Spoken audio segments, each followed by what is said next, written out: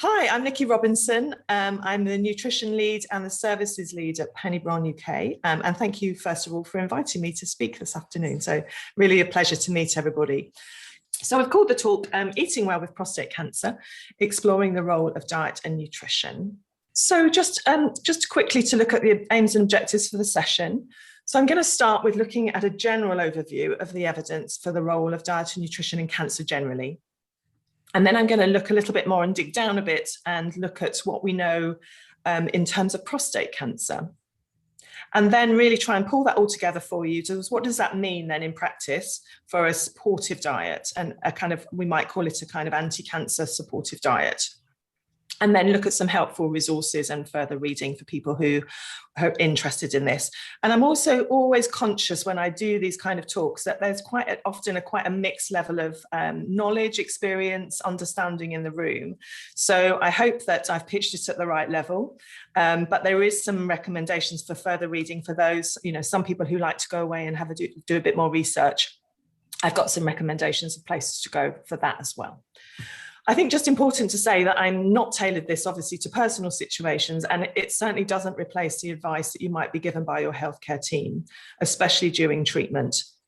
And I'm aware that, sometimes particularly with pelvic radiotherapy, etc., there can be some specific recommendations around fiber content of the diet, etc. So please don't use anything I'm saying today to replace information you might have been given, especially if you're in treatment.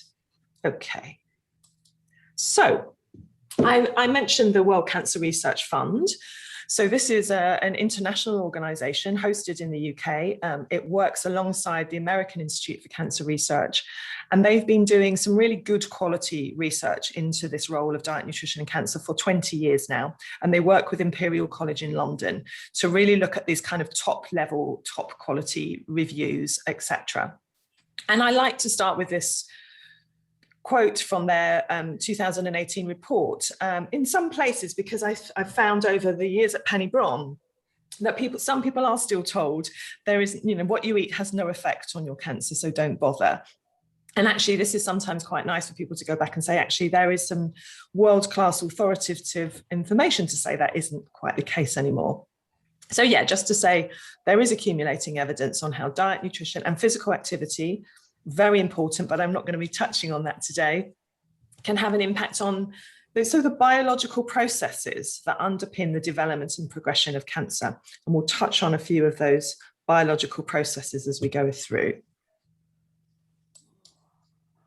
And so first of all, just to share, so the WCRF report, the 2018 report is in an enormous tome. It's split down into sections. So there is a section on prostate cancer specifically, which I'll link in the resources.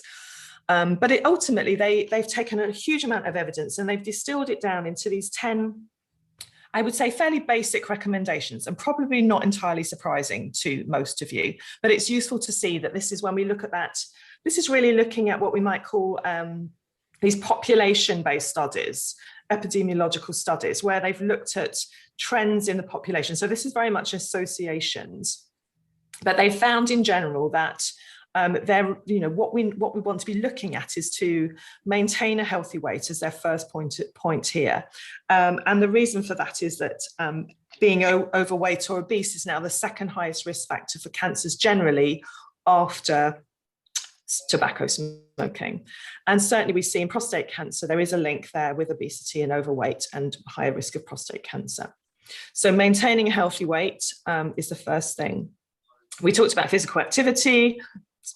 Excuse me, so much evidence coming out now on the importance of that, but I'm not going to be focusing on that today, but certainly being active and moving is really important.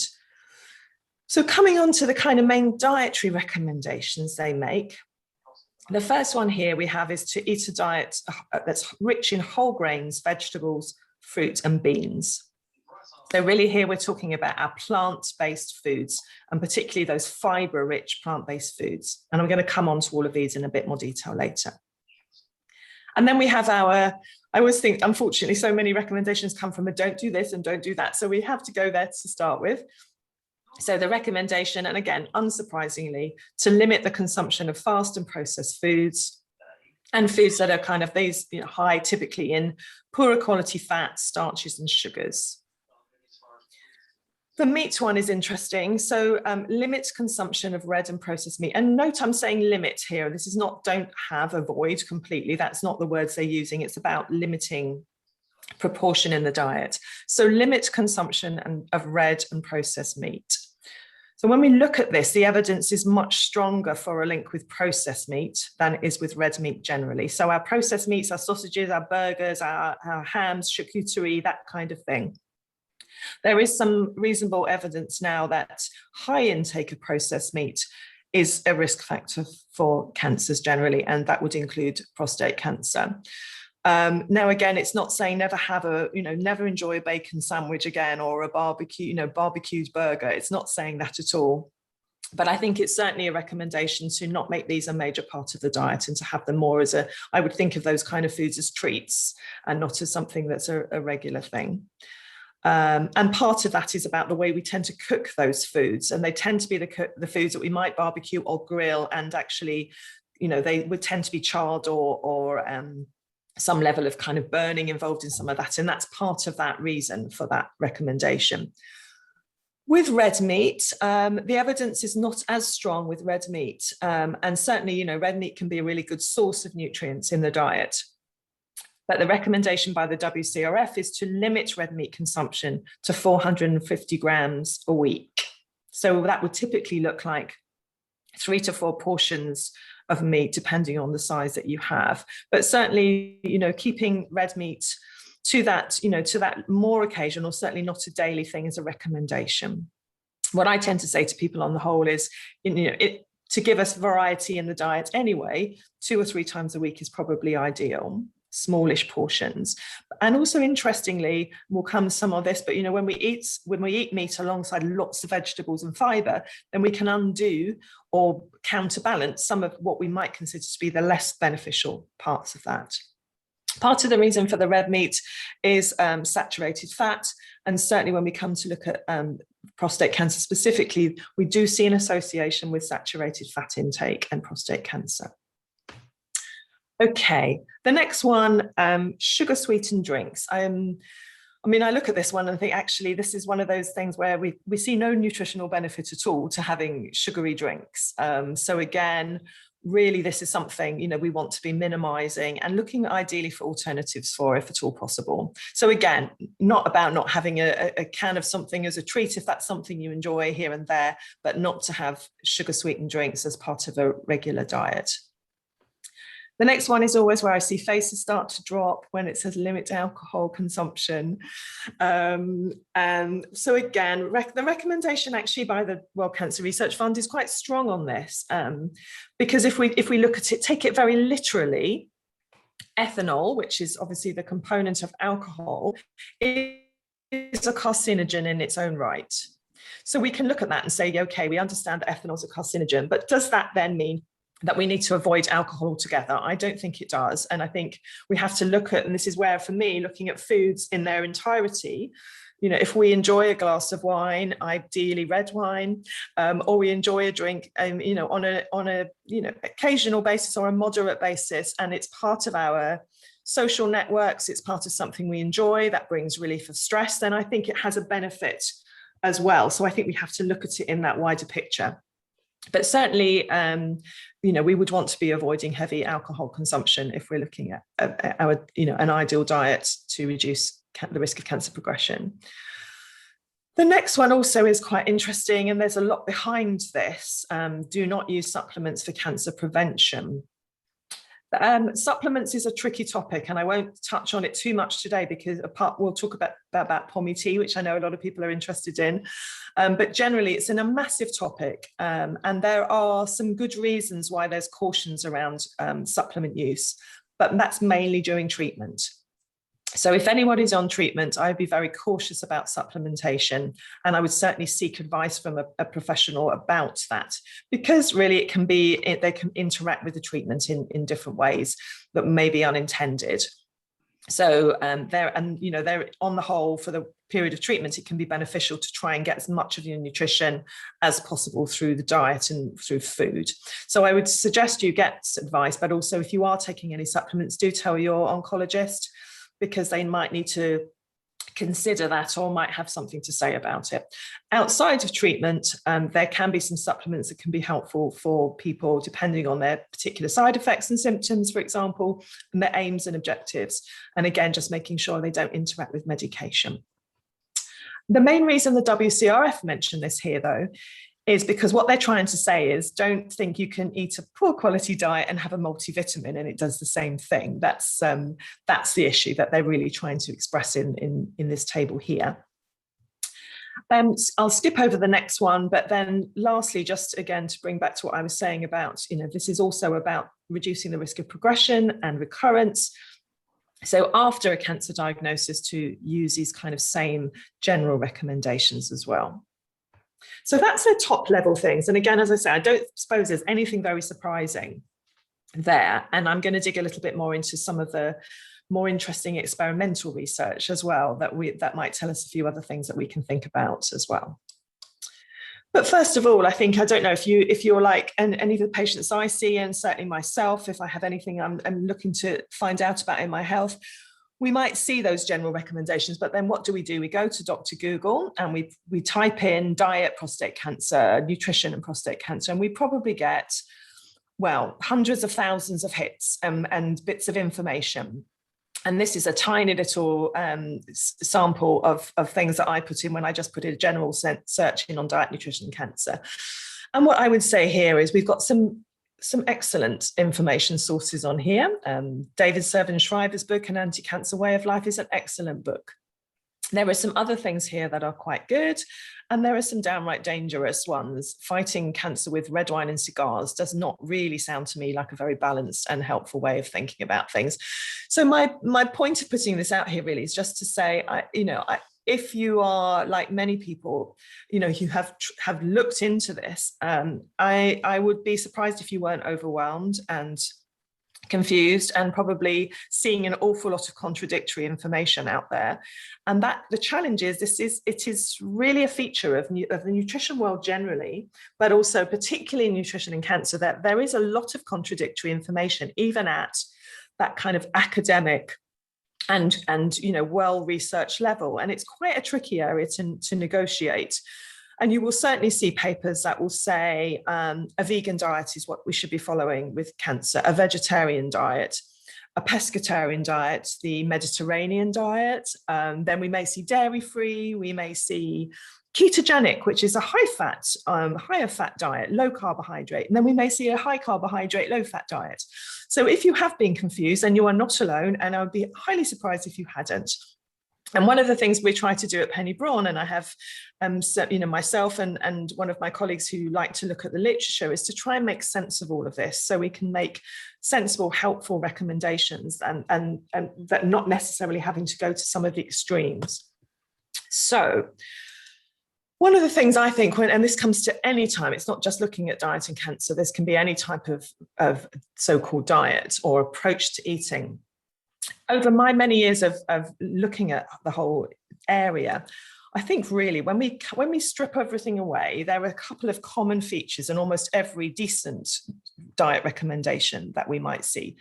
The first one is, I haven't seen a single quality good diet that would recommend we increase that intake of processed foods. Okay, I think this is a phenomenon that's come to the West, particularly in the last 20 or so years, that I think now some horrendous amount, is 80% or something, I think, if you look at the standard British diet, comprises highly processed foods.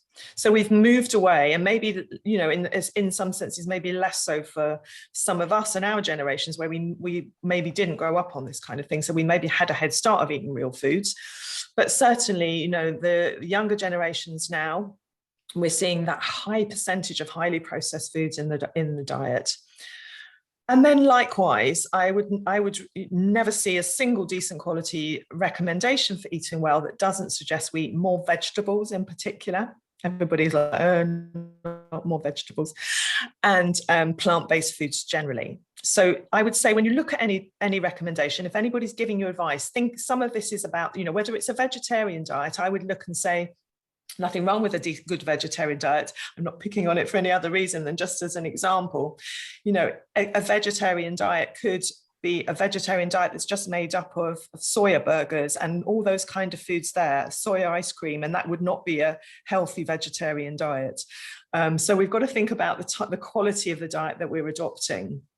And actually, most diets, if we emphasize a lot of plant foods and vegetables there, what else we have in the diet is less material.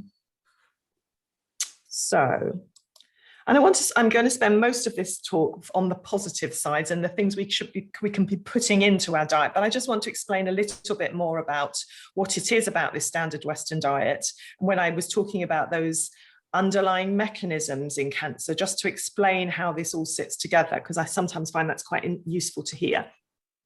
So, and again, I just want to emphasize this is something that's a major part of the diet. This is not an occasional Friday night out to have something, to enjoy some pizza or something like that. I'm talking about if it was a predominant part of the diet, what we're seeing here is basically empty calories. So we've got calories and not nutrients. We tend to see, and you can imagine, these tend to be the cheaper types of foods. So they are not going to be using the most quality beneficial ingredients.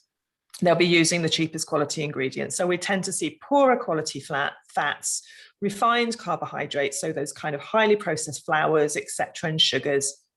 And as I say, low in nutritional content. And because it's low in nutrients, we tend to want to eat more because the body knows it needs a nutrition.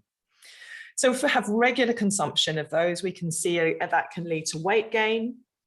It can lead to hormonal imbalances, insulin resistance, so blood sugar problems, inflammation in the body, alterations of the microbiome, which is something some of you may have come across. It's quite a big area of research in the last 10 years or so. And this is looking at our good gut bacteria, so the gut bugs that we have, which we now know have a significant role in our health. And that's interestingly coming through in cancer as well. They have quite a role in how they affect our immune system, how they affect inflammation, etc., in the body. So it's something to watch out for, this gut health.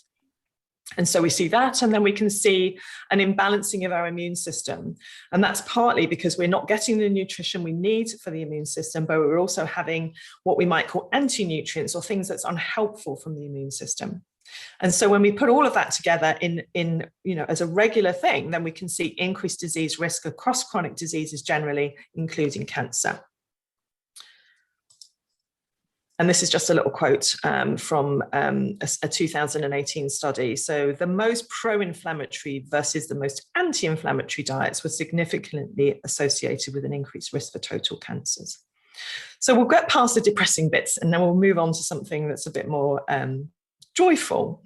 And I love this picture here. So this is now looking at what we would call this a kind of emerging experimental research. Now, it's important really to look here and say the tricky bit with nutrition research generally, and certainly nutrition in cancer, is it would be highly unethical, as you can imagine, to take groups of people and to give one a diet that looks a bit like the previous pages and one that looks a little bit like this, and then say, go away for 5 years and come back and tell us how you're getting on. That's not an ethical thing to do. And so most of our research is done in mice models and in laboratories. So we can't automatically assume that that transfers across to the human context, but it can give us some good indications. And certainly what I look at and say, well, if it's talking about broccoli being good for us, why would we not give it a try, even though it might be good for a mouse? It's not going to do us any harm, and it can only do us good. So I love this quote from a 2019 paper, which was looking at some of those underlying mechanisms that I was mentioning, and really finding there's now overwhelming evidence in these epidemiological and experimental studies that the active compounds in these foods, I'm going to come on to those in a minute. So this is not just our vitamins and the minerals that we might have thought about. This is these kind of special plant compounds that give the color and the taste to these foods. And I'm going to talk about some of those in a minute. And where POME-T comes into all of that. So these compounds found in these plant-based foods, so these are unique to plant-based foods. My water. Oh, Ken, I think, would you mind putting yourself on mute? Is that all right? I think you've just come off mute. These compounds found in the plant-based foods can have significant anti-cancer and chemopreventative properties, which I just think is lovely to hear. And I'm going to, so for those of you who are not into the science, you can just take a breath for a second. And I don't want to overwhelm you with science stuff here, but for those who are interested, I just thought I'd share with you some of these compounds and then some of what we're seeing in these studies that they can do, because I think it's quite fascinating. So first of all, so these are the 4 of the compounds. There's many, many, many. These are some of the big families where we see more of this activity in cancer, which is fascinating. So you don't need to remember the names of them. You don't even really need to remember what they do, but you can just look at the picture and see that they're all real, delicious, mostly foods. So polyphenols. So polyphenols it's a big family of compounds, of different compounds. So there's a lot of different groups underneath that. And we find those, I would say, in some of the most delicious foods that we have available to us in nature. So we're looking at this page here, we're looking at our pomegranates, our apples, our berries and cherries, our green tea, our olive oil, our turmeric, our red wine. So there we see a benefit to red wine. And dark chocolate. So again, dark chocolate is a health food for me, 85% ideally, at least 70, and to get those lovely compounds. So these are a really interesting family. And Professor Rob Thomas, who is the oncologist behind POMI-T, which for those who don't know what that is, I will come back to it. It's a supplement developed for men with prostate cancer in particular. It is basically based on research that Professor Thomas has done into polyphenols and their role in cancer, and he's particularly has an interest in prostate cancer. And what's fascinating as well is that even just normal dietary levels of these kind of foods. So I would say to someone, ideally, a portion of berries every day is a great way to get those lovely polyphenol compounds and many other things from the berries as well, fiber and all sorts of things. But having these foods in our diet and having a range of them, they're all going to do slightly different beneficial things, is going to be really helpful. In particular, with the polyphenols, we can see a role in reducing inflammation. They have strong antioxidant properties, so that's quite protective in the body. They're also supportive of immune response, this genetic activity, and some of them, in particular, polyphenols are really supportive of our microbiome. So they act a bit like a prebiotic or a food for our gut microbes. So they go into the gut, and these compounds can really be supportive of our gut microbiome. So lovely things and delicious things to have regularly in the diet. Glucosinolates, we might think about that as cruciferous vegetables. So really here we're looking at some of these more bitter types of food. So broccoli is a real star when it comes to this family and the compounds in broccoli. Sulforaphane is a wonderful compound. And then we've got our cauliflower, our kale, our cabbage, those kind of foods. And these are interesting in as much as one of the key benefits to these, excuse me, is their role in protecting healthy cells against carcinogens. So they can be really helpful that way and in disrupting cancer pathways. So again, everyday foods. And I think, again, when I looked at one of the studies, 5 portions of these across a week had a notable effect. So again, we're not talking about having to have 6 kilos of broccoli every day to get an effect. Then lovely lycopene, which is a star when we come to the prostate research, as some of you may be familiar with. So lycopene is a carotenoid, so it's a carotene family, and it gives this lovely red color to tomatoes in particular, but also things like pink grapefruit and guava and things like that, but particularly concentrated in tomatoes. This is one where, interestingly, we have been able to do some human research, and what's been found with lycopene is that men with the higher levels of lycopene in their blood system will see lower levels of, so we see a reduction in PSA levels. So that's a notable reduction, and that's on the basis of around 1 tablespoon of tomato puree a day. So again, a manageable level. The tomato puree, when we think about, so fresh tomatoes, lovely. With tomatoes, to get the best of the lycopene, we want to cook them, lightly cook them. So I would say for example, lightly oven roasted or cooked into a dish with some olive oil, because then lycopene is a fat absorbed nutrient. So we need fat to go with it, and we need a bit of cooking. So actually, when we come to thinking about actually using tomatoes, using tomato puree regularly is a good way to go, because it's concentrated and we use it in cooked foods with oil on the whole. So that would be a good recommendation if you want to think about that. If you enjoy tomatoes, then regular use of tomatoes in the diet is great. And then beta-glucans.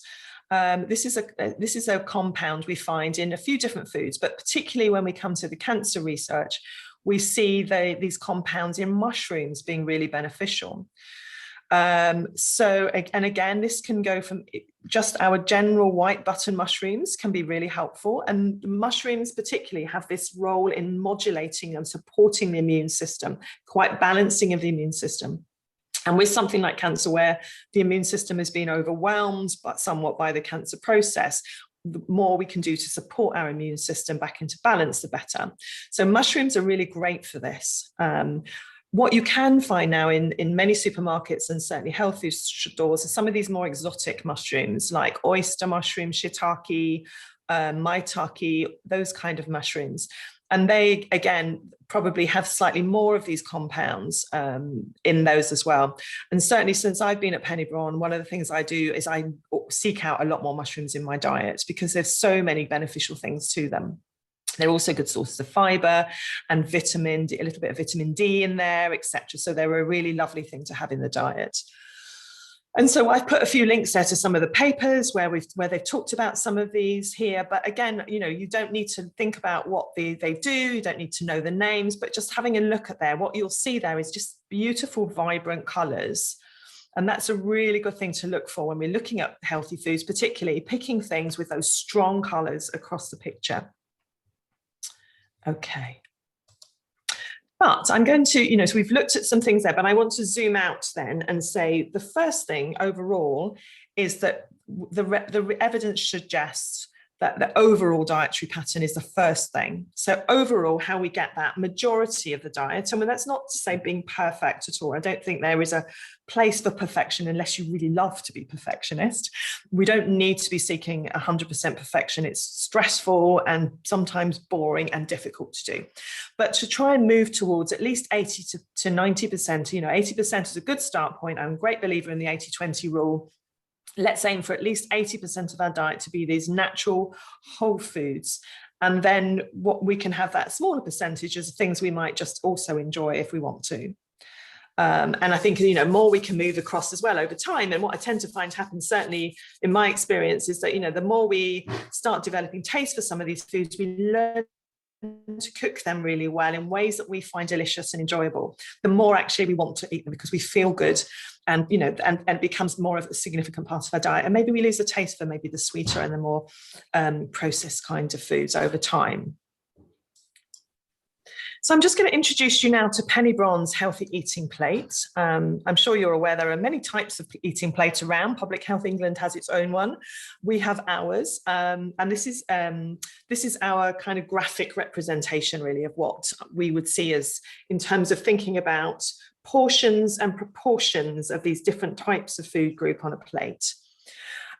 So again, some people, I think we all look at things in a different way. So I'm not literally saying we have to get a great big plate out and kind of put our vegetables like this and what have you. This is just kind of a sense of how we could put a meal or a day's way of eating together. So you'll see on the left-hand side here, and this is just really taking on board all of the things I've just been talking about with the vegetables particularly and the fruits here, that we're looking at half of a plate in an ideal meal being made up of these kind of non-starchy vegetables and some fruit. And we deliberately write vegetables and fruit in that order because we want to emphasize the vegetables. A lot of us can say, well, I'll try my 5 a day, but actually there's 4 bananas and a pea. And that's not really what we're wanting to be achieving. So we really want to be looking at particularly our increasing our vegetable intake. And almost all of us can benefit from doing that. Fruit is lovely. Fruit gets a bad name in some diets and some cancer diets because of the sugar content. So just to speak to that a little bit, Yes, we do see more sugar in fruits than we see in vegetables, for sure, most vegetables. And for sure, we don't, as I say, we don't want to be relying on fruits as our fruit and vegetable intake only. But when we're looking at those lovely plant compounds there, you saw how many of those were fruits, those berries, the cherries, the pomegranate, the apples, etc. And they have such lovely, rich array of nutrients and supportive nutrients that excluding from the diet, I feel is a real shame. What we do want to do, though, is, as I say, to get that balance between vegetables and fruit right. So at Penny Brohn, we, and this is research-based, and it's an aspiration for someone, so it's not necessarily saying go out tomorrow and start this, but we should be aiming ideally for 8 to 10 portions of vegetables and fruit a day. And so if we took 9 as that middle bit there, I'd be looking at something like 6 portions of vegetables and 3 of fruit, and that would give me a good ratio there. And if we went up from there, I would be saying increase the vegetables, not so much increasing the fruit, if that makes sense. I think 3 portions of fruit is going to give us that those lovely nutrients, but without so much of the impact on our blood sugar. Interestingly, though, I think, again, looking at this whole thing of fruit and sugar, nature is actually really quite sophisticated and, I think awe-inspiring in the way that it does things. And I had someone ask me recently and said, oh, I could never eat a mango. Mangoes are so high in sugar. It's a terrible thing to have. But actually, when you look at a mango, outside of just saying how much its sugar content is, we see it's full of fiber, but also fascinatingly, mango has a particular one of these bioactive compounds, these plant chemicals that helps to reduce blood sugar. And some mango products are being investigated for diabetes. So interesting, again, when we think outside of the box a little bit, that actually food in nature is quite amazing. Is that saying eat a mango every day? No, but it's just saying don't be afraid to have these things if you enjoy them as part of your diet. Okay, so let's move around to, just while we're on that vegetables and fruit, just emphasizing a key thing there is this variety of colors and variety of types. And when we talk about our microbiome and supporting our microbiome, there's an excellent researcher in the UK, some of you may have heard of him, called Professor Tim Spector. He's quite in the public eye, and so he's written quite a lot of books and he does some podcasts, etc. And he's looked at the microbiome now in quite a lot of detail, our good gut bacteria and bad bacteria. And what he finds is that having at least 30 different types of plant food a week is what we need to help our microbiome to thrive. So 30 different types is going to be really beneficial for that. Then if we come round, so we're going to come round to this top section here now, carbohydrates. So these are our starchier breads, potatoes, beans, pasta, pizza, and those kind of things like that. But we're looking really here at this, you can see here these whole grain forms. So really thinking about complex or whole carbohydrate sources. So ideally brown rice rather than white rice. We've got lentils and things like that in there, whole oats, brown bread, potatoes, potatoes with their skins on. Now, this is where if you are having any treatment, this section may be a bit more tricky for you at this present time. And we need to be keeping the fiber levels down a little bit. But for most of us generally, if we can, we want to be increasing our fiber intake. And these foods can be quite beneficial for that. But you'll see that the portion on a plate here is maybe a little bit more modest than you might see on the Public Health England plate, for example, and that we might traditionally see on a plate. So if I was thinking about a dish, like let's say we were looking at a pasta dish. So how might we traditionally originally have thought about that? We might take a dish and then we would fill 3/4 of it with the pasta. And then we might have a kind of sauce with largely, maybe depending on what we eat, but either meat or a vegetarian bolognese or something like that. That might be the next 20%. And then we'd have a little sprig of parsley on the top. And so actually, really what this is showing is almost we're sort of turning that around. So if we think about that pasta portion in a plate like this, we're looking at that as being maybe 2 or 3 tablespoons. And then the sauce, lots of vegetables in there, and the smaller amount of meat or the protein source that we're having. So in a sense, thinking about that carbohydrate portion as being a little bit more modest. with a sandwich, for example, I would be looking at brown bread or some, whole grain, a sourdough, something like that. But why not look at an open sandwich where you layer up lots of lovely different fillings there. So again, lots of vegetables in there, but whatever else we choose to have, a little bit of fish or some cheese or egg, for example. But then we could have slices of avocado, we could have lots of peppers and lettuce and tomatoes and etc. So you see the principle is really to be building that vegetable plant-based thing more and more into our diet. Okay, so I won't spend, if you've got questions, and some people will ask about a ketogenic diet, which is a kind of high fat, low carb diet. We can come to that if you want to. I won't blind you with the kind of stuff on that unless people want to. Right, coming round to fat section. So first of all, we have fat on the plate. And again, many of us will have grown up in an era where fat is bad for you. We should never have it in our diet. We grew up with a low fat, but what then became highly processed carbohydrate foods. What we do know with cancer generally and prostate cancer is that a high fat diet is not a good thing in prostate cancer. What's tricky with some of these studies is they don't really define what a high fat diet is, in terms of percentages, etc. But also they rarely ever break out quality fat over poor quality fat. And so but just to look at fat generally, so we need fat. It's an essential macronutrient. So it means we need to have it in our diet. Our brains are about 60–70% fat. We need fat for our hormone metabolism. Each cell in the body has a fatty lining. So we need fat in our diet, but we want to have small amounts of quality fat. And fat is highly, it's more calorific. That can be good calories there, but we don't need to have lots of it. But certainly we want to have some in our diet. And so the fats we've got here on our picture there, so we've got our lovely plant fats like avocado, nuts and seeds, coconuts, olives and olive oil.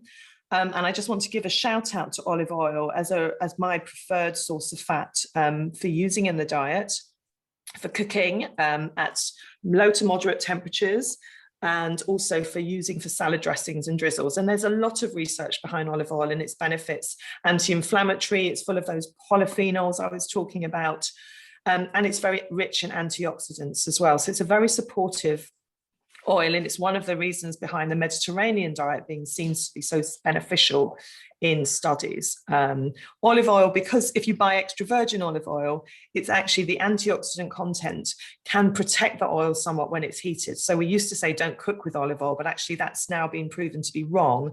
What I wouldn't do is deep fat fry, put olive oil in a deep fat fryer and using it in that way, but I wouldn't be looking to deep fat fry foods anyway, really. So, but using olive oil is for most of those kind of low to moderate temperature cooking is great. Also in here, then we've got some fat, animal sources of fats that we know to have more benefit. So particularly, I'm going to shout out here to oily fish. So oily fish, like our salmon, our mackerel, sardines, herring, anchovies, and these have these lovely omega-3, you might have come across the term omega-3 fats, which have nice anti-inflammatory properties. So again, we see a good evidence for having those in the diet if people are choosing to eat animal foods. 2 to 3 portions a week of oily fish can be a really nice thing to have and very supportive. Dairy, which we'll come to, is protein and fat. So I've got a little bit of butter on there. So in terms of fat, I'm not a big fan of highly processed margarines and things like that. Those processed foods. I would rather, I'd rather we focus more on the olive oil kind of fats, but a little bit of butter rather than margarines and things like that is better, but the emphasis on a little bit here. And as I was mentioning, with prostate cancer, we will come to this, we do see an association with saturated fats. So it is worth keeping butter and things like that, just to smear. My mother used to love butter, so she would be able to see her teeth in the bread. When she bit into something, you could see teeth marks in the butter. She loved it so much. So not like that, a little bit of a smear, so we can get the flavor and things, but we don't really need to be having loads of it. Coming around to protein then, and I'll go to dairy where we started with this. So interestingly, the evidence on dairy in cancer is really, it's quite mixed. Most of the time, it's seen, if anything, to have a supportive role, particularly things like yogurt and quality cheeses. So it's mainly, particularly in colorectal cancer, it's been to be supportive in some types of breast cancer. Unfortunately, in prostate cancer, it's the one where the World Cancer Research Fund has a little bit more of a caution around dairy and just recommends to limit dairy to not to have excess amounts of dairy in the diet. So there is a potential association. Again, that isn't saying necessarily you have to cut it out of your diet altogether. And again, what's quite frustrating is most of these studies don't separate out the different types of dairy that you can have either. And so, they take a blanket statement. When I look at most of the research, if it does break down that milk is, lots of milk is not so beneficial. A little bit of yogurt, where you've got those bioactive compounds as well, and you've got the probiotics, is likely to be beneficial. But I think, this is one just to be aware that it's wise to keep to modest amounts of dairy in the diet. Other source of protein then, so again, we've got our animal proteins. We talked about fish, and we've touched on meat and red meats in particular, and just keeping those to, again, moderate amounts if you have them in the diet. Small portions, more occasionally than maybe we might otherwise. And then the white meats can be good sources of protein. And we do need protein for our immune system, immune function. As we age, we need protein for muscle, to maintain our muscle mass, etc. So we need proteins for healing and recovery. We need it in our diet. But again, that sort of 25% of a plate is a good kind of portion to aim for. We need slightly more as we get older. So but we certainly don't want to be having a very high protein diet. And certainly high protein diets in general are not, they're not great in the literature from a cancer perspective. So keeping it to that kind of portion size. And of course, remembering we've also got plant sources of protein, like our beans and pulses, our nuts and seeds. And so I always think it's nice to have that mixed range of proteins. Eggs are interesting in prostate cancer. Again, there is a little bit of research that suggests that too much choline, which is an amino acid that is rich in eggs, may not be a great idea. So again, that's not saying never have an egg, but it is suggesting we don't necessarily have 4 or 5 eggs every day either. So, and again, really, when we're talking about all of this, a lot of it is really about that balance. Too much of anything, even a good thing, I wouldn't be suggesting we want to be having 3 kilos of broccoli a day, because actually that's not balanced either.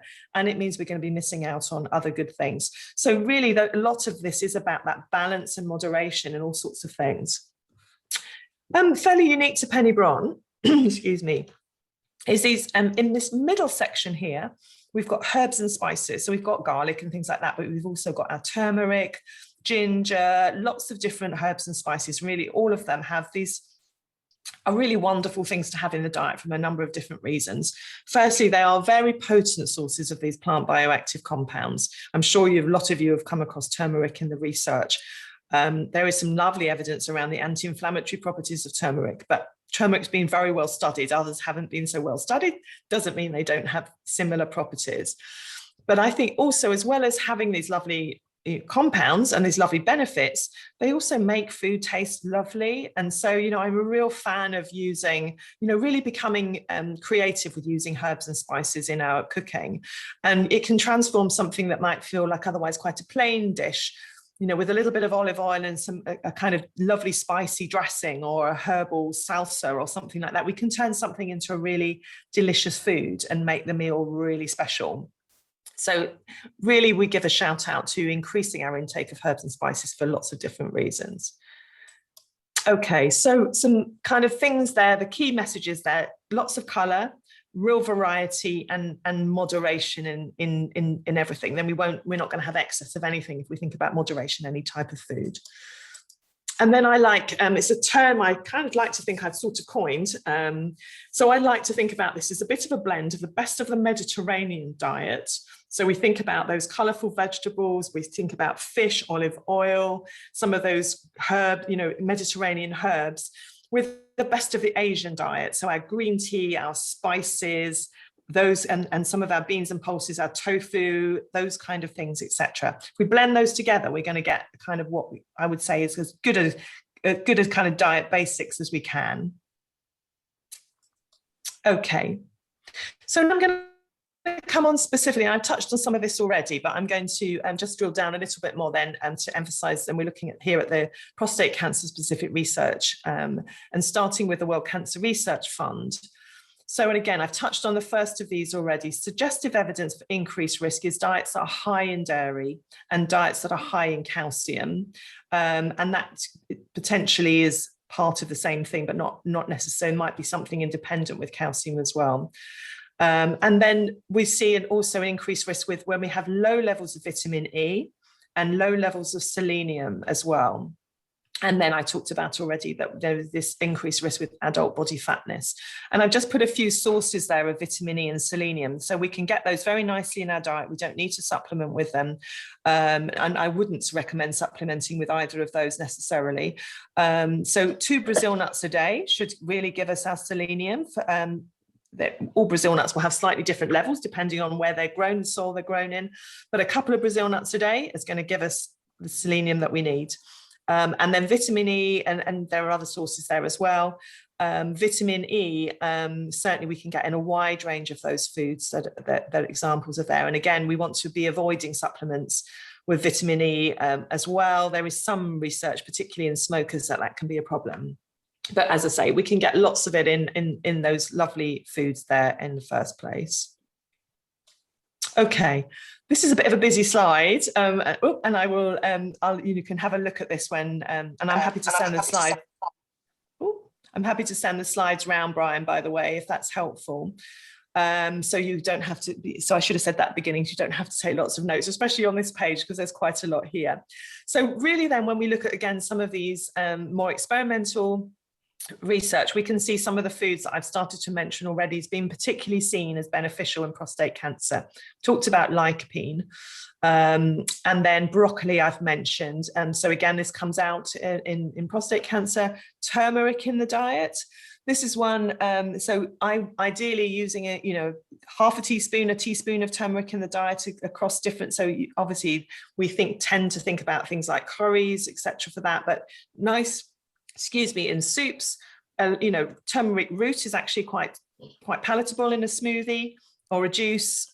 So using some turmeric in the diet. And then again, just with caution with treatment, but this is one where I like whole turmeric supplements, not the curcumin so much. When we take the curcumin out, it's one of 200 active ingredients in turmeric. And interestingly, when they've taken the curcumin out, they still see turmeric has a lot of benefits without the curcumin in it. So I tend to be in favor of these whole food ways of doing things. And so there is a nice, if people are looking for a nice supplement, Pucker do something, it's, what's the one called? It's Pucker Turmeric Life Kind. And that's one they actually specifically developed for cancer. They're not allowed to say that, of course, with the regulations, but it's a nice product, Pucker Turmeric Life Kind. But yeah, in the diet, fantastic. Green tea. So yeah, maybe a bit of an acquired taste, but if you can acquire the taste, it's a great thing to have. There's lots of evidence around the anti-inflammatory properties of green tea and these cancer disruptive properties of green tea. 2 to 4 cups a day is what we tend to see in the research as beneficial. Doesn't mean one won't be beneficial, but certainly if you like it and you can build up to it, then 2 or 3, 4 cups a day can be helpful. Garlic and onions, so lovely. Most of us hopefully like those, and if we can tolerate them, using those in lots of different meals can be really helpful. Flax seeds. So flax seeds, also known as linseeds. So these little brown, golden brown or dark brown seeds. The reason why they're beneficial, as well as, well, there's a number of reasons. So flax seeds are a fantastic source of fiber and omega-3 fats. So they're a plant source of omega-3 fats. Not as easy for the body to digest as fish oils, but they are still beneficial. But the reason why they're seen as beneficial, particularly in hormone-driven cancers, is that they have what's called a mild phytoestrogen, plant estrogen in them. And so there's been quite a lot of research on them in breast cancer, which most of that now suggests being beneficial in terms of helping to reduce the effect of the potent human estrogen. But interestingly, in men, it's been shown to reduce proliferation and PSA levels in men as well at a intake of 1 to 2 tablespoons a day. So that is flaxseed ground. So what I tend to do with flaxseed is I buy the seeds whole and I grind them myself, because you can damage the fat a little bit if it sits in a packet for, that's been ground for some time. We can lose some of the benefits as well. So I tend to do that in a NutriBullet or something like that, grinds them really nicely, or a coffee grinder. But flaxseed, so again, I make bread with flax seeds myself, but adding them to, if you make your own bread, you can add them into that, your own mueslis on granolas, those kind of things and some people just literally put them with a bit of water and just sort of take them like a supplement thing, however you like to try it, but they can be quite nice as well. Soy foods. So again, soy gets a bit of a mixed reputation. I think some of that's GMO issues, etc. And I know there are some schools of thought that if you haven't enjoyed soy foods through your life, then you don't necessarily need to start having them now.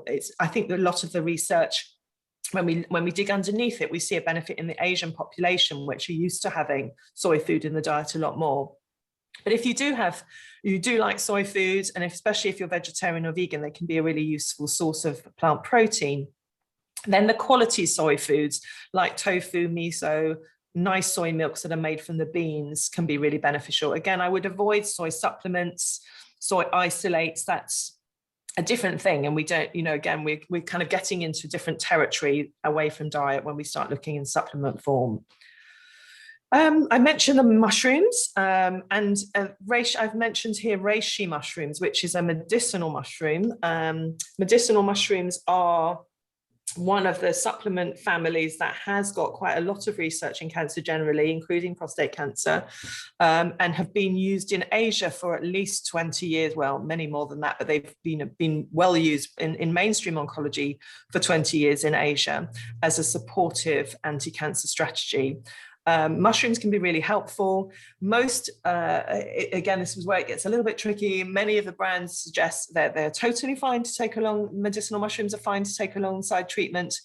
The one that there's a company that I've been working more with in terms of I like their range and I trust their research, called Myconutri, MYCONUTRI. And Martin, who developed the range there, he recommends to be careful with doing treatment. There is one product that they sell called PS7, which is suitable when you're having chemo or radiotherapy. He's a little bit more cautious about some of the others interacting. But reishi is the one that jumps out, particularly from a prostate point of view.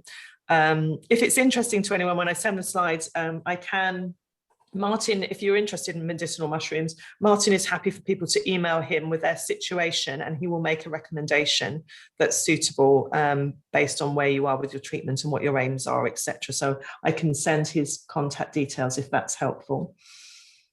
Okay, so that's mushrooms. Omega3 we talked about. So we talked about fish as a great source. We talked about flaxseed. We also see omega-3 in our walnuts, chia seeds, those kind of foods. And we see that omega-3 intake in the diet may reduce the risk of mortality. Again, this is specific to prostate cancer. So again, more reasons if you enjoy your fish to have those 2 or 3 portions of oily fish in the diet. Supplements, a little bit careful with omega-3 supplements. There is some evidence of problems with supplements, and it's more because those omega-3s are very delicate fats that is very easily damaged. And so in supplements where they've been highly processed, it can be that actually they're spoiled easily and may become more inflammatory than anti-inflammatory. So again, I think ideally really having them in the diet or finding a good quality supplement in case of omega-3. Okay, I talked a bit about the microbiome, and we know generally, again, as I mentioned, for all cancers, most cancers, and certainly prostate cancer, we see some links now with good gut health being beneficial when we have prostate cancer. And so thinking about those foods that are going to support our gut microbiome, the plate we just looked at, that's going to do it for you. But if we look at the specifics that we see, we've got the fermented foods, the sources of bacteria, like our sauerkraut, kefir, yogurt, those kind of cultured and fermented foods. And then we've got our prebiotic fibers. So the probiotics, the fermented foods, are sources of bacteria, and prebiotics are food for the bacteria. And actually a lot of the evidence is moving more towards prebiotics as being most important, because what we're wanting to do is to support the gut flora that we already have to thrive. So we need to feed them. And they like to feed on fiber, particularly prebiotic sources. And there's lots of those, but I think particularly things like garlic and onions, leeks, Jerusalem artichokes, those kind of foods really stand out in terms of their prebiotic fibers. And actually, interestingly, bananas, if we take banana more green than it is brown, then we're going to have more of these prebiotic starches in that banana and less sugar. So if you're someone who likes your bananas on the greener side, that's a good way to go from that point of view as well. And then polyphenols, which I touched on, all those lovely rich fruits and olive oils, dark chocolate, red wine, etc. The compound in polyphenols will also be helpful for our gut microbiome.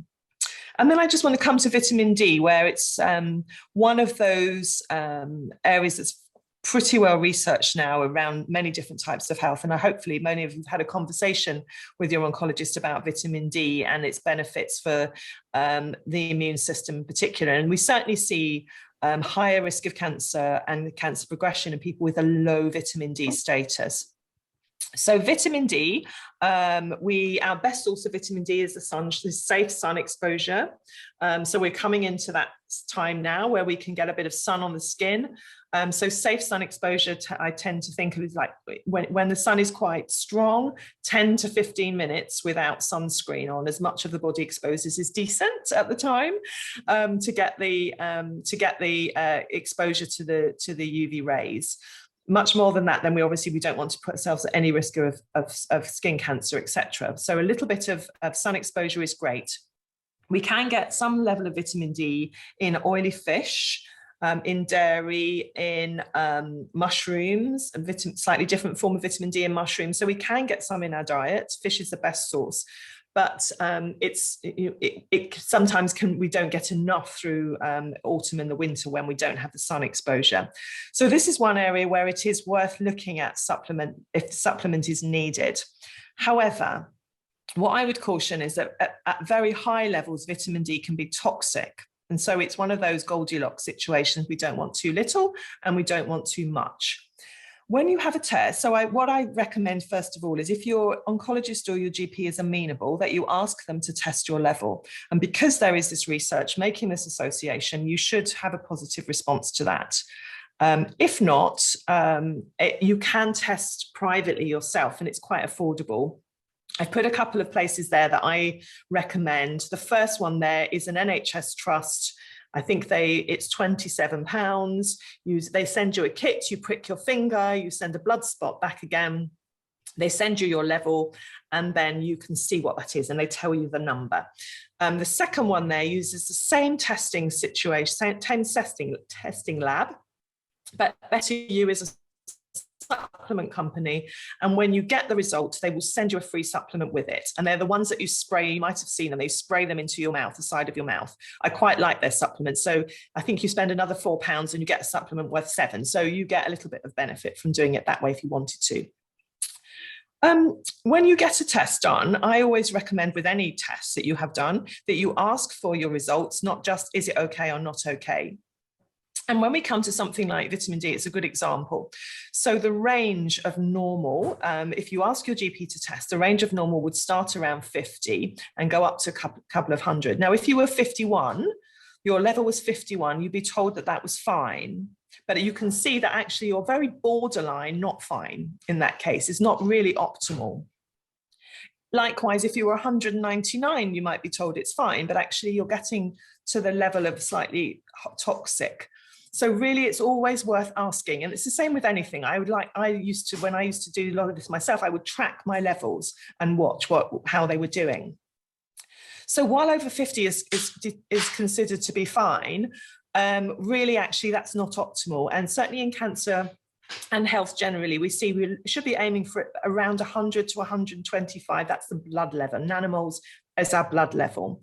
Minimum of 75, but I think the sweet spot for me is around that 100, 125.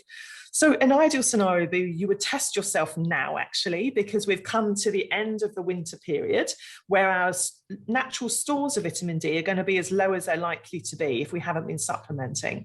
So we test now, we see what our baseline is, and then we can supplement strategically to get us to the level we want to be at.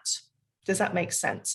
And what I would suggest is you don't retest for about 3 months, because then you're not really going to get a measurable change. But after about 3 months, retest, and then you can see if you need to bring your supplement level up or down, or how you're responding to the sunshine. That's just a recommendation there. And I do like, if you want to supplement, I do like the Better You products. They do them from 1,000 units up to 4, and you just spray them into the mouth. And it's a nice, easy way, convenient way to remember to do it. Okay. Right, so I was asked to talk about POME-T. So for those of you who do know what this is, so I mentioned Professor Rob Thomas earlier, who's a consultant oncologist, who he's a very lifestyle-oriented oncologist. So he's really interested in diet and physical activity in cancer, and has done a lot of work on this. He writes on cancer.net. Can I just check everybody could just make sure they're muted? We just a little bit of background noise. Thank you. So he writes on cancer.net. If you Google him, you'll find out lots about him, but he's done a lot of studies. And as a result of, in terms of doing one of those studies, he wanted to look at these polyphenols and how they might impact, it particularly started with men with prostate cancer. So he developed this supplement. Now, I want to just say the reason why he developed this supplement is he was doing a controlled study. So he had to make sure that everyone had exactly the same thing.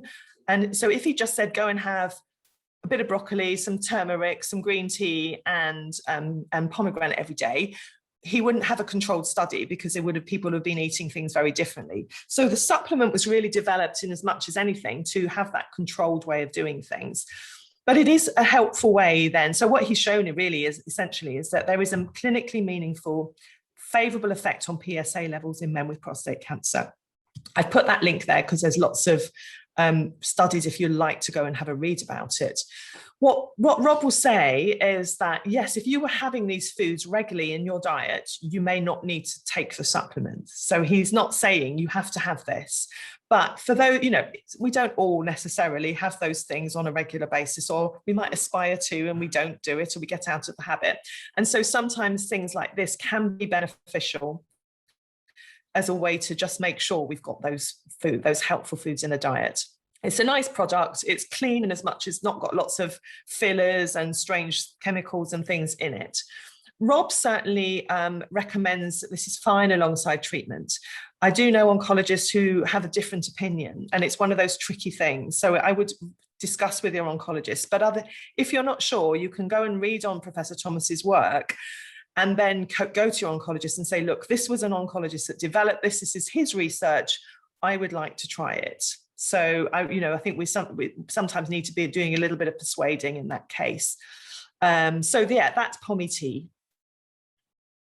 Okay, so I've mentioned all of these already, so I'm not going to spend any further time. These were the particular things, again, when we pulled out prostate cancer, the sort of things to just be a little bit cautious about was a saturated fat that we might find in dairy and animal foods, a little bit cautious about, not too many eggs across a week, and obviously we talked about alcohol already.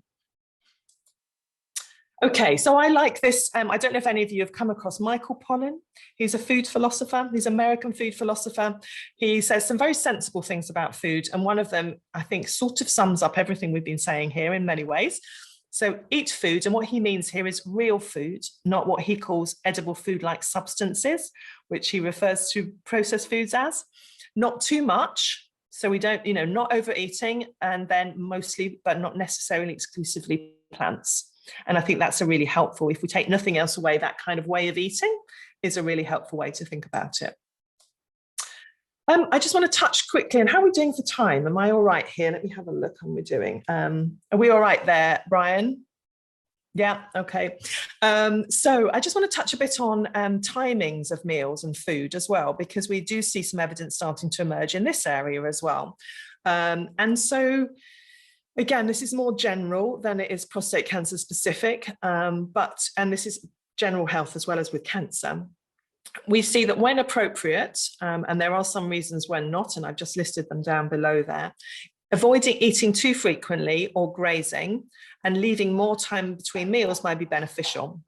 So, when I started studying nutrition, the mantra was little and often, eat regularly through the day, small meals through the day, 10 different snacks a day, a handful of nuts here, half an avocado there. And that's no longer seen as good wisdom. And so now really, in an ideal world, if it's suitable, having it 4 to 5 hours between meals without snacking. So if our blood sugar balance is stable, if we're not trying to gain weight and all those kind of things, so it's not for everyone, but leaving that window of time. So that might be breakfast at 7:30 and then not eating anything again till lunch at 1 o'clock, for example. And then again, having an afternoon break, so we don't have the muffin and the coffee kind of thing at middle of the afternoon. And then having, particularly where the evidence is looking at it, is this prolonged overnight fast. And so really, anyway, we should all be really ideally aiming for 12 hours of not eating overnight. So that really, we see so many times now where we've got into these way of living where we sit, on a Friday night through with Netflix and a bag of something, and we eat maybe until, and hot chocolate before bed, and then we start again with a coffee at 6:30 when we wake up. We want to really be having, often if we can, trying this overnight fasting and really having at least 12 hours where we don't eat or drink anything that's going to spike our blood sugar. So really that's anything other than water or herbal tea. So if we were looking at 12 hours, then we'd be finishing our evening meal, say at 7:30, and not having another bite until 7:30 in the morning. But where the evidence is starting to be interesting is in having slightly longer than that, if it suits and if you enjoy it or you want to try it, to push that back maybe to then 13 hours and say, okay, I'm not going to eat my breakfast till 8:30, for example, or I have my dinner at 6:30. And then maybe try 14. And, again, it doesn't have to be every day, and it doesn't suit, if we want to go out for supper and what have you, it doesn't suit everybody's lifestyle. But there is some evidence that this can be helpful from a number of different perspectives, supporting the immune system, flourishing the microbiome, helping blood sugar regulation, etc. So if it suits you, something potentially to think about. There is also some emerging evidence around fasting being helpful for some people to use alongside chemotherapy. And Professor Thomas has written a blog on that, and I've got a link to that in the resources page in a second. Okay, so I'm just going to touch on the, oops, it's gone in a very funny order. I'm just going to put these up. We've covered them all, so I'm going to leave that, for you to look at when I send the thing round. But the only one I want to pull out, which we haven't touched on in any great way, is, yes, it's really, it is important. We want to look at what we're eating and the quality of food that we're eating. But food is also not just about nutrients, it's about pleasure and about joy. And I kind of very strongly feel, a cancer diagnosis is stressful enough. We do not need to add more stress to our lives by being stressed and anxious about food. So it should not be a stressful thing. And if it is, then we need to step back and think, how can I make this a less stressful thing? And we don't have to go 100 miles an hour with making changes. We can do things that start from where we enjoy things, put new things in the diet, experiment, change over time. But if it becomes stressful, I just think it's going to be counterproductive and it's not something you'll want to sustain. So joy of food as well as the nutritional aspects of food is a really important balance. And for me, that's where dark chocolate comes in. Okay, right, some resources here for you. So I've put in a link to some of Penny Brohn's resources, so our healthy eating guidelines, which have the plate and a bit more explanation around those. We've also got some really helpful documents up at the top here for people who are struggling a little bit from a symptom point of view. So eating during cancer treatment, eating when eating becomes difficult. We developed those with Macmillan and some Bristol NHS trusts. And so there's some guidance in there that might be helpful if you have some particular challenges. We've also got on here a nice, and I just did a bit more research on this, and there's a nice new paper that's come out for those who like to read the research. The influence of diet, nutrition on prostate cancer. There's a 2020 review paper that looks at quite a lot of the literature and sums up a lot of things I've talked about here, and it goes into a bit more detail. There's the World Cancer Research Fund prostate report that I mentioned, and there's Professor Rob Thomas's link where he's got a lot of information on prostate cancer. There's also his book. He's got a 2020 version of his book, Keep Healthy After Cancer, which is quite a useful resource as well. It's available as a hard copy or as an ebook. Two general books you may have come across, but I think are really nice reading anyway. Dr. David Servan-Schreiber was one of the original writers on kind of anti-cancer way of living. His book is still really lovely. He passed away. He lived, I think, 15, 20 years beyond his prognosis with a difficult brain cancer. But his book, which was written in 2010, is excellent. And then Anti-Cancer Living is by a couple of people who worked with Dr. Schreiber, who've taken the mantle and sort of updated that book somewhat. I still like the original, but it's the Anti-Cancer Living is an interesting book. Some of you may have come across Dr. Rupi Arja. He's a young medic who is shaking up the medical profession and certainly medical training. He's very much nutrition oriented, and he has a lovely podcast, and he does recipe kitchen. He has got various books, and so I like some of his stuff. He's a nice inspirational man who gets it that food has an influence on health. A book that, if you're interested in this kind of whole plant foods and all these compounds, this is a nice book, Foods That Fight Cancer by Professor, what's his name here? Professor Richard Belliveau and Dennis Gingras. And it's one of those books that looks like it comes from the pound shop, but it's actually really a great read if you like all of this kind of reading on these things. And then the last one I've put on there, just in case anyone has a question around organic foods, and the evidence around those is mixed, but certainly there is something in the UK called the Pesticides Action Network, and they do have a list of foods from a pesticides residue, the worst and the best offenders, least offenders. And so just in case anyone's interested, I've put a link there that you can have a look at that. You'll see that most of the worst offenders are fruits, and the ones that are least pesticide residue heavy tend to be vegetables. Right, so I'm just going to tell you a little bit more about now what we offer at Penny Brohn in case it's of interest to anyone. So, my team, we run a weekly session every Wednesday at 11 on Zoom, and this is all about nutrition know-how, and we look at different topics in diet, nutrition, and cancer each week. And then I've put the topics that we have coming up over the next few weeks, starting from next week when we're looking at meals and snacks to support blood sugar. And then we've got all sorts of different things. So you're very welcome. If anybody's interested in those, there's a link there to register. We have a Facebook community, which is run by some of our clients who share recipes and ideas, etc. And then we do, for those who have more, maybe more complex needs or challenging questions, we do have one-to-one consultations available with my team. We have a few sessions every week. The waiting list is not normally too long. And so again, you're very welcome. We would register you with us, and then we can make you an appointment to have a one-to-one with a nutritional therapist, if that would be helpful. And again, you can have that information when I send it around. I just wanted to touch on this because we are focusing on nutrition here, and rightly so. It's my passion, and it's important. However, at Penny Brohn, our model and our way of thinking, and I very much believe this, is that we really want to be thinking about the whole toolbox of ways we can support our health.